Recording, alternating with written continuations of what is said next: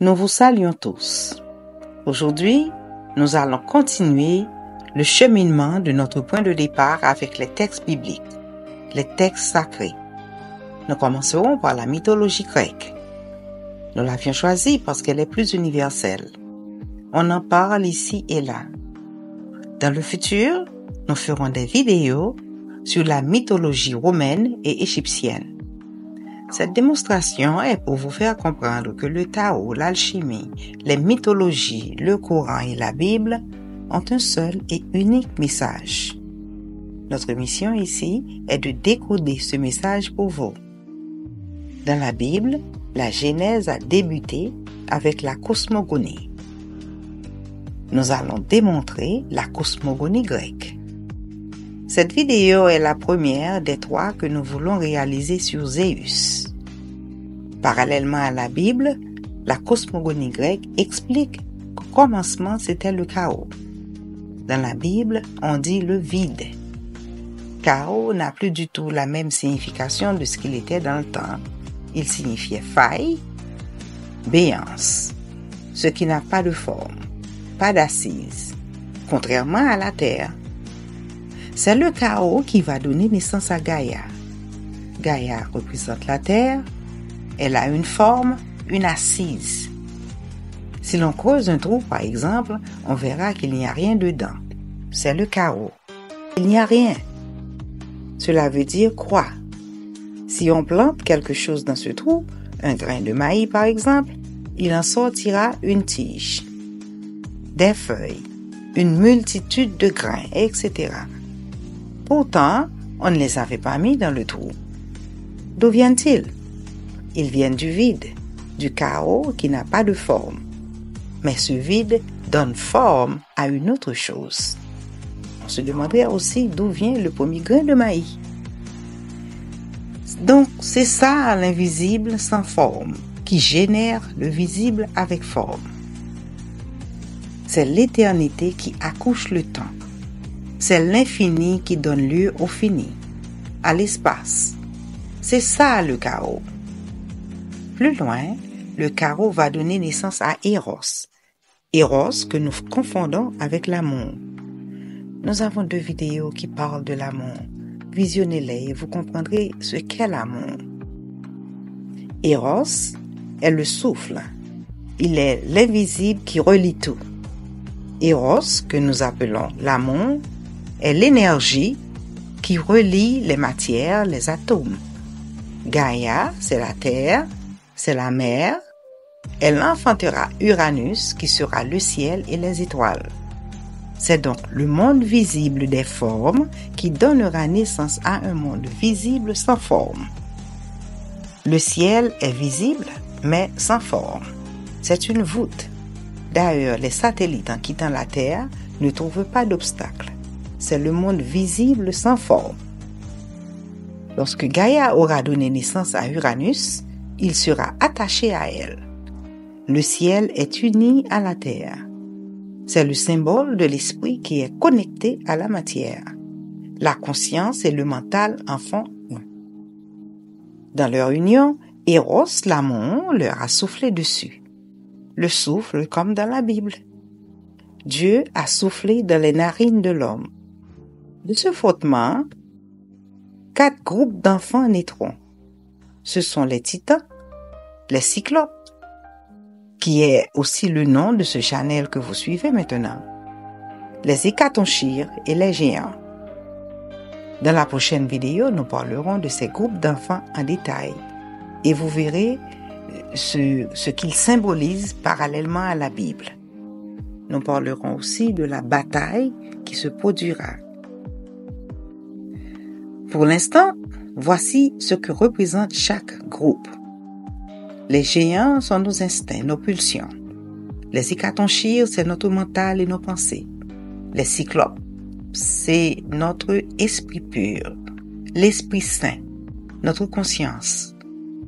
Les 12 titans, ce sont les 12 facettes de l'ego. Les titans sont vénérés, ils sont comme leur premier dieu, comme nous autres. Notre ego est le premier élément à quoi l'homme donne le plus d'importance, son ego. l'ego. C'est ce qu'il pense de lui-même, il en est fier, il lui est fidèle. C'est son Dieu. N'oubliez pas que Gaïa et Uranus ne font qu'un. Les enfants ne peuvent pas bouger. Quand un enfant est né, tout est englobé. Ses dimensions matérielles sont bloquées. Il ne peut pas progresser. Son instinct et sa conscience en font un. Il réagit instinctivement pour tous ses besoins. Son mental et sa conscience sont confondus. Ils sont entremêlés. Les besoins érotiques sont confondus avec l'amour. Tout comme dans notre cas, nous les adultes. Quand nous voulons nous défouler sexuellement, nous pensons qu'il s'agit de l'amour. Nous avons des désirs, nous les qualifions de besoins. C'est ce qu'on appelle des faux besoins. Nous confondons sentiments, émotions et respect. Puisque les enfants sont bloqués, Chronos complote avec Gaïa, la terre, la matière, sa mère, pour libérer ses frères et sœurs. Il coupe le zizi de son papa.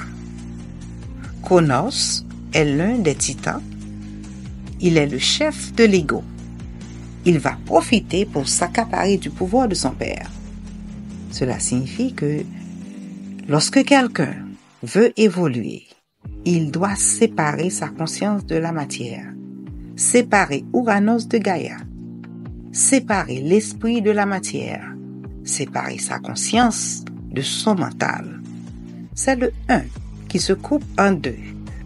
Dans la Bible, il y a l'unité qui sera divisée pour donner la dualité. Donc, plus tard, après la libération de ses frères et sœurs, Chronos se mariera avec sa sœur Rhea. Dans une autre vidéo, nous vous dirons qui est Rhea. Chronos reçoit un message d'avertissement, une prophétisation qu'il aura un enfant qui le tuera et prendra sa place. Pour contrecarrer la prophétisation, Chronos mange tous ses nouveau-nés. Comme c'est dit dans la Bible, Pharaon a tué tous les premiers-nés. Ceci dit, lorsque vous avez le germe de la spiritualité, la conscience monte. L'ego la suffoque dès son apparition. Rhea, à son tour, en accord avec sa maman, Gaïa, la terre, complote contre Chronos. Elle donne naissance clandestinement à un enfant qui sera prénommé Zeus. Zeus, en latin, qui se prononce Zéros. Par la suite deviendra Diros, Dia, etc. Cet enfant sera confié aux nymphes. Les nymphes sont les forces de la nature. Zeus est notre conscience, la manifestation de Dieu en nous. C'est ce qu'on appelle l'épiphanie. Nous avons une vidéo sur l'épiphanie. Visionnez-la. Zeus est nourri par l'aigle, la colombe, les abeilles et les chèvres des nymphes. L'aigle représente le ciel. C'est un oiseau qui vole très haut.